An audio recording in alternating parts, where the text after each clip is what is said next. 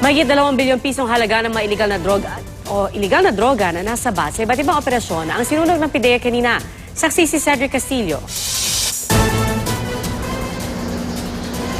Sako-sako at kahon-kahon na lampas 1.5 tonelada ng methamphetamine hydrochloride o shabu at iba pang uri ng iligal na droga ang mistulang sinentensyahan kaninang umaga sa waste incineration facility na ito sa 13 Martires City sa Cavite. Karamihan sa mga ito, shabu na nasabat sa 2 pasilidad sa San Fernando, Pampanga noong 2014. The highest recorded worth of dangerous drugs to be destroyed since 2010 in terms of total value and gross weight.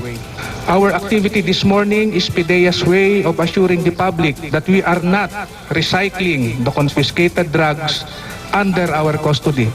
Sa loob ng mga incinerator, sumailalim sa thermal decomposition ang mga droga.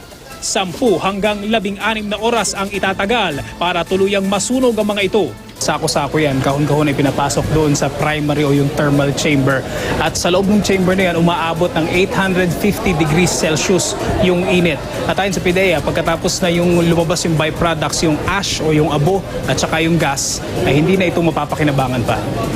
Sinunog din ang puting pulbos na ito na isang uri ng substance na aziridine, sangkap sa pag-manufacture ng painkillers. Pero ang variety nito na nasa batang ahensya kapag nalusaw o naging liquid, gamit pala sa paggawa ng kakaibang high. Applyan mo ng hydrolysis, magiging liquid form siya ulit.